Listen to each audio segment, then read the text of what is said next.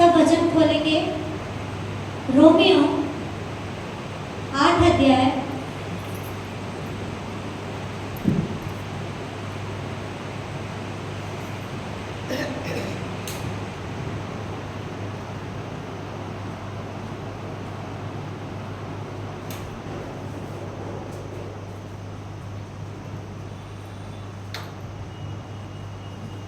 Romeo 8 अध्याय उसका 12 वचन। सो हे भाइयों, हम शरीर के कर्जदार नहीं, ताकि शरीर के अनुसार दिन काटें। बस पौलुस कहता है, इसीलिए हे भाइयों, हम शरीर के कर्जदार नहीं कि शरीर के अनुसार दिन काटें। हालेलुया। हमारा सबसे बड़ा दुश्मन कौन है? शरीर और शैतान। बोलो। एक शरीर, दूसरा शैतान। सबसे बड़ा दोनों में से शरीर।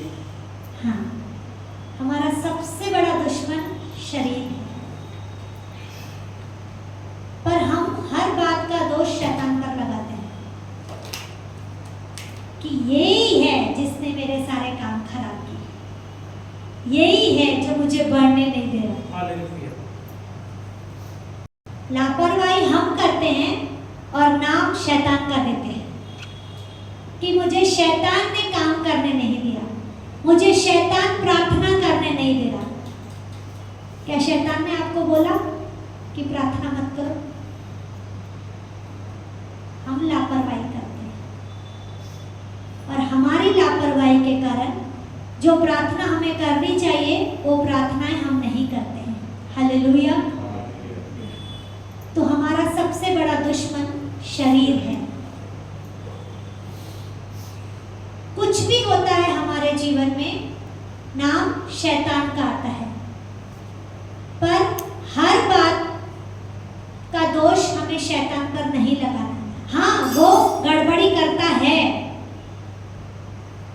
कामों को बिगाड़ता है, पर उसके पहले हमारी लापरवाहियों के कारण हम परमेश्वर के करीब नहीं जाते हैं। दो चीजें ऐसी हैं जो परमेश्वर के पास आने से रोकती है। ऐसी बहुत सारी है, पर जो हम शरीर से करते हैं, मैं वो दो चीजों के लिए बोलूंगी। सबसे पहला, अविश्वास।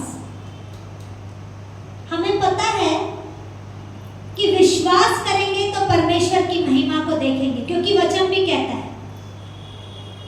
पर जब विश्वास करने का समय आता है ना, तो हमें लगता है क्या होगा, क्या ऐसा होगा? सुबह से काम पे जा रहे हैं पर 1 रुपए का काम नहीं है, कैसे चलेगा, कैसे होगा? मानती हूँ चिंता होती है, सारा सारा दिन खाली बैठना मजाक नहीं है, पर उस खाली समय में अगर आप अपना समय परमेश्वर को दोगे कि प्रभु मैं शॉप पर बैठा हूँ, मैं काम पर बैठा हूँ, मेरे पास काम नहीं आया है, तो आप अपनी ओर से बंदों को भेजिए, अपनी ओर से काम को भेजिए। क्यों? क्योंकि आपने क्या किया? विश्वास किया, और विश्वास के द्वारा बोला। जब हम बोलते हैं तो जहां काम नहीं होता वहां भी काम आना शुरू हो जाता है, होता है। हम बहुत बार ऐसे सोचते हैं, ये बोलने की बातें हैं, करके देखो। आपके पास सारा दिन काम नहीं रहेगा, पर एक काम ऐसा आएगा कि सारे दिन की कसर आपकी एक ही काम में निकल जाएगी। क्यों? क्योंकि आप खाली समय में परमेश्वर को समय दे रहे हैं, आप खाली समय में प्रार्थना को बो रहे हैं, आप खाली समय में वचन को पढ़ रहे हैं, आप खाली समय में स्तुति आराधना को दिन भर गुनगुना रहे हैं। तो हम क्या कर रहे हैं? अपने समय को यीशु मसीह में बो रहे हैं। आमीन। और अगर वही चीज हम नहीं करते हैं और हम उन चीजों में चिंताओं को लेकर बैठते हैं, कुछ नहीं होगा, आज भी कुछ नहीं होगा। उसके पास काम है, मेरे पास काम नहीं है, कुछ नहीं होगा। तो वो कुछ नहीं ही होगा। क्यों? क्योंकि आपने उस समय में अविश्वास को बोना शुरू कर दिया, और अविश्वास जहां आता है वहां होने वाले काम भी रुक जाते हैं। तो अविश्वास शैतान लेकर नहीं आता, अविश्वास हमारा शरीर, हमारा मन लेकर आता है। इसीलिए परमेश्वर ने कहा अपने मन को परमेश्वर की ओर फिराओ। जब हम अपने मन को परमेश्वर की ओर फिराएंगे तो हर परिस्थिति में हमारा ध्यान परमेश्वर की ओर रहेगा। तो चाहे काम हो या ना हो, परमेश्वर उन बातों में आपको जय देगा। हालेलुया। क्योंकि हम परमेश्वर पर विश्वास करते हैं, हम किसी मनुष्य पर विश्वास नहीं कर रहे, हम जीवित परमेश्वर यीशु मसीह पर विश्वास कर रहे हैं, जिसने हमारे लिए सब कुछ कर दिया, सब कुछ, यहाँ तक कि उसने अपने जान को भी हमारे लिए दे दी। बहुत बड़ी बात है। आप किसी के लिए मार भी नहीं खा सकते। बहुत बार अगर 4 लोगों में झगड़ा होगा ना, तो आप उस झगड़े को सॉल्व नहीं करोगे, आप साइड में खड़े होकर देखोगे, सुनोगे कि क्या हो रहा है, किसने क्या किया। ऐसा नहीं कि आप जाकर उस झगड़े को शांत कराओ या जिसे जानते हो उसे हटाओ। नहीं, आजकल तो ट्रेंड निकला है वीडियो निकालना, वीडियो निकालकर और फिर ग्रुप्स में अपने फ्रेंड्स को शेयर करते हैं कि यहाँ ऐसा हुआ, हमारे मोहल्ले में ना ऐसा हो रहा था। आपने क्या किया? आपने एंजॉय किया। क्यों? क्योंकि आप शरीर में चल रहे हो।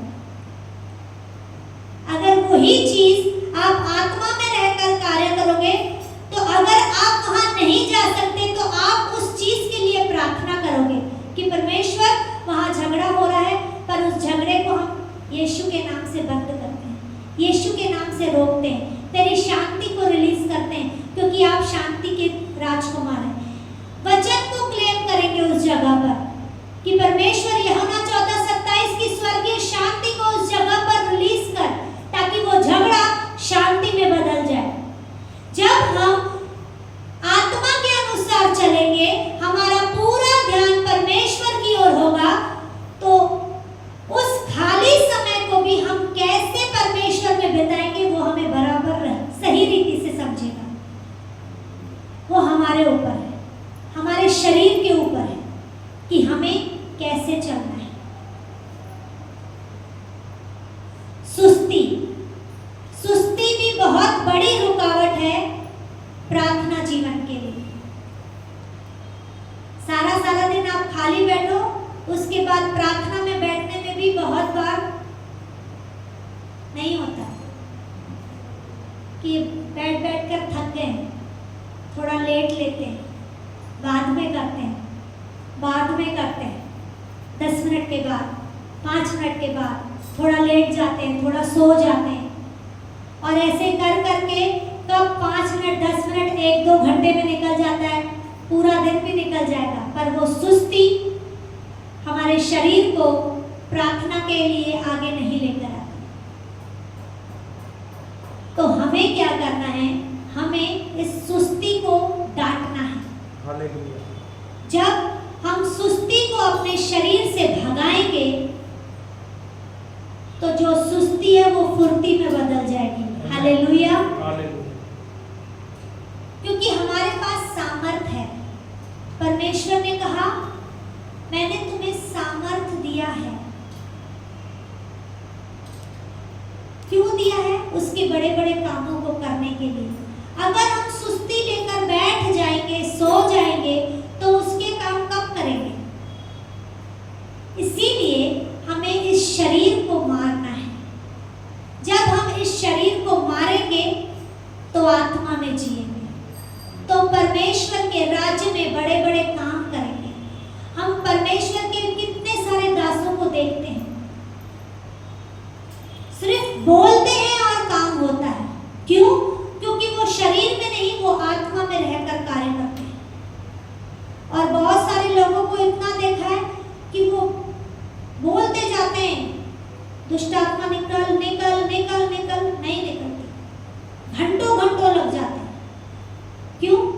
हाँ, होता है बहुत बार, बहुत हठी दुष्ट आत्माएं भी होती हैं, उसमें दोष नहीं है किसी, पर बहुत बार हम दिखाते ऐसा है कि हम बहुत आत्मिक हैं, पर होते नहीं हैं। हमारा जीवन फलों के द्वारा जाना जाता है हालेलुया। कि हम कितने आत्मिक हैं। आज हम बड़े बड़े दासों को देखते हैं, अपोस्टल अंकुर नरुला जी को, उनके बेटे अमृत संधू जी को हम जब देखते हैं तो हमें समझता है कि उनकी प्रेयर लाइफ कितनी है। क्यों? क्योंकि उनके बोलने से कार्य होता है। हमने अपने आंखों से देखा है। जब हम अहमदनगर गए थे, पास्टर अमृत संधू जी की वहां पर सभा थी और वहां पर एक दुष्ट आत्मा बहुत चिल्ला रही थी। उन्होंने वेदी से सिर्फ एक बार कहा कि दुष्ट आत्मा, मैं तुझे अधिकार के साथ कहता हूं कि जब तक मेरा वचन पूरा नहीं होता तेरा एक वर्ड भी नहीं निकलेगा। और उनका बोलना, और दुष्ट आत्मा चुप कर कर बैठी। जब तक वर्ड पूरा नहीं हुआ उसका एक आवाज नहीं आया। क्यों? क्योंकि वो आत्मा में चलने वाले हैं, शरीर में नहीं चलते, वो आत्मा में चलते हैं। उनके जीवन से, उनके कामों से हमें समझता है कि उनकी प्रेयर लाइफ कितनी बड़ी है। आज हमारे पास एग्जाम्पल हैं, पर क्या हम उस एग्जाम्पल को देखकर अपने जीवन को वैसा बना रहे हैं? हमें बहुत जरूरी है। अगर मसीह में आपको जीना है तो आपका प्रार्थना जीवन बहुत होना चाहिए, आपका वचन लाइफ बहुत होना चाहिए, तब आप उसके फलों के द्वारा जाने जाएंगे। तब आपके द्वारा बोलने से ही दुष्ट आत्मा भागेगी, बोलने से ही। आपको ज्यादा मेहनत नहीं करनी पड़ेगी। क्यों? क्योंकि अब आप शरीर में नहीं, आप आत्मा में चल रहे हैं। आपका शरीर सुस्ती में नहीं, आपका शरीर फुर्ती में कार्य कर रहा है। हालेलुया। क्योंकि हमारा महान परमेश्वर हमें ज्यादा से ज्यादा वचन और प्रार्थना में लेकर चलता है, आमीन। संगति में लेकर चलता है।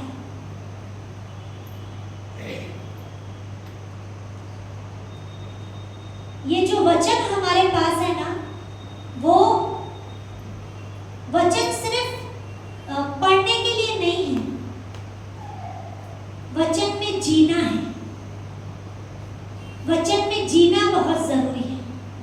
बहुत लोग ऐसा बोलते हैं कि वचन पढ़ते हैं और हमको नींद आती है। शुरू शुरू में सबके साथ ऐसा होता है, पर जब आप पढ़ते जाओगे पढ़ते जाओगे पढ़ते जाओगे, उस नींद में भी कि नहीं मुझे 5 मिनट और पढ़ना है, 5 मिनट और, 5 मिनट और, ऐसा कर करके जब आप अपने टाइम को बढ़ाओगे तो वचन आपको अच्छा लगने लगेगा। क्योंकि वचन हमारे आत्मा की रोटी है, हमारे शरीर की दवाई है वचन, जीने की दवाई। जब शरीर बीमार होता है तो हम डॉक्टर के पास जाते हैं दवाई लेने, पर जब हमारी आत्मा मुरझा जाएगी तो ये वचन के द्वारा हमें ताकत मिलती है। आमीन। पर इस आत्मा को मुरझाने मत दो, यस। वचन के द्वारा उसे और बढ़ाओ और बढ़ाओ। वो ऐसे नहीं बढ़ेगी, पर वो ऐसे बढ़ेगी। आमीन। हमें ताकतवर बनना है, वचन से ताकतवर बनना है। हालेलुया।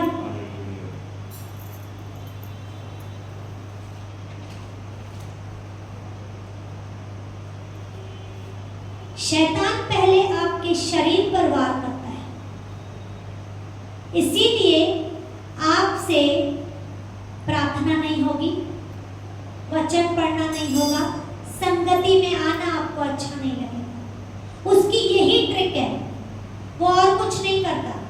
वो आपको बीमार करने के लिए करेगा, या आपके मन को ऐसा करेगा कि छोड़ आज मत जा, रोज तो जाते हो, आज मत जा, आज थोड़ा आराम कर ले, आज थोड़ा आराम कर ले।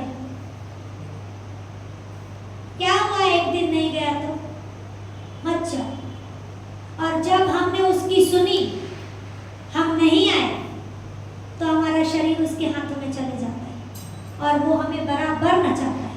पर हम उसकी आवाज़ को इग्नोर करके, भले आपसे होए या नहीं होए, आप तब भी उठकर परमेश्वर के घर में आते हैं, तो उन बातों में हम जय पाते हैं। क्योंकि आपने क्या किया? शरीर पर जय पाई। आपने उसकी आवाज़ को अनसुना कर दिया कि नहीं, तुझसे बड़ा मेरा यीशु बैठा है जो मेरा इंतजार कर रहा है। हालेलुया। क्योंकि हमने अपना अधिकार यीशु मसीह को दे दिया है। हमने अपना अधिकार शरीर के हाथों में नहीं, शैतान के हाथों में नहीं, हमने अपना अधिकार यीशु मसीह के हाथों में दिया है। और जब हम अपना अधिकार यीशु मसीह के हाथों में देते हैं, तो हमारी लाइफ सेट है, हमारी लाइफ सक्सेसफुल है, हमारी लाइफ आशीषित है। क्यों? क्योंकि हमारे साथ यीशु मसीह है। और जिसके साथ यीशु मसीह होता है, उसे कभी किसी बात में कमी घटी नहीं होती, नहीं होती। शायद तकलीफें होगी, काम में मंदी होगी, घर में हालात ठीक नहीं होंगे, पर हमें घबराना नहीं है। हमें ये सोच रखना है कि जिस यीशु मसीह ने उस दाऊद को राजा बनाया, तो वो हमें भी नीचे से ऊंचा उठाएगा। हालेलुया। क्योंकि वचन कहता है, मैं तुम्हें पूंछ नहीं, तुम्हें सिर ठहराऊंगा। आमीन। तो परमेश्वर अपने बच्चों को कभी नीचे नहीं रखता, वो हमेशा ऊंचा उठाता है। उकाब की नाई उड़ाता है, चिड़िया नीचे घूमती है, ज्यादा ऊंचाई पर नहीं उड़ती, पर उकाब बहुत ऊंचा उड़ता है। उसी तरह परमेश्वर हमें ऊंचाइयों पर लेकर जाएगा, जिसका कोई मुकाबला नहीं कर सकता। हालेलुया। तो हमें अपने शरीर को यीशु मसीह के अनुसार बिताना है। जब हम अपने शरीर को यीशु मसीह के अनुसार बिताते हैं, तो हम जय पाते हैं। अनंत काल के जीवन के लिए हम तैयार होते हैं। क्योंकि ये शरीर हमारा नहीं है, ये शरीर यीशु मसीह का है। यीशु मसीह ने कुरिन्थियों में कहा, पौलुस ने कुरिन्थियों में कहा कि ये शरीर पवित्र आत्मा का मंदिर है और मैं इसमें वास करता हूँ। जब ये शरीर पवित्र आत्मा का मंदिर है, तो इस शरीर में गंदगी वास नहीं कर सकती, इस शरीर में बुराई वास नहीं कर सकती, इस शरीर में सुस्ती वास नहीं कर सकती। क्यों? क्योंकि ये शरीर हमारा है ही नहीं, ये शरीर अब यीशु मसीह का है। जब आपने विश्वास किया, उद्धार पाया, तो हम यीशु मसीह के हो गए।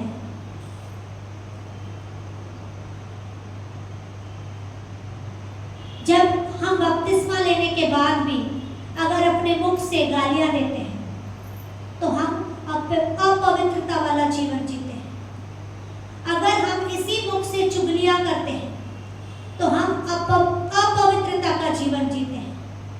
अगर आप बपतिस्मा लिए हुए हो और कोई भाई अब उन चीजों को छोड़ने के लिए सोच रहा है, कोशिश कर रहा है, पर आप उसकी परीक्षा लेने के लिए उसको उकसाते हो कि आजा, पिएगा, मैं तुझे पिलाता हूं,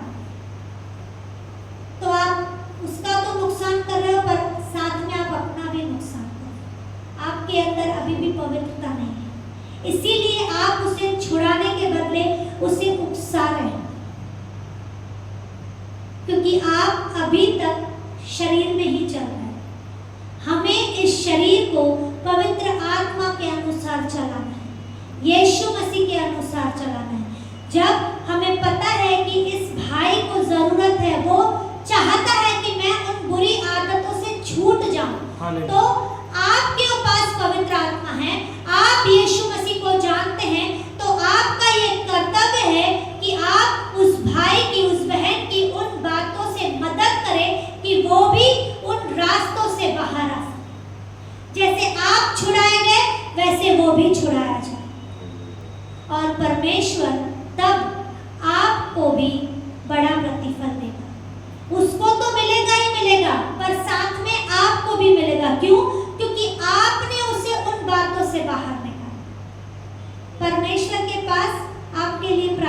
लिखा गया है।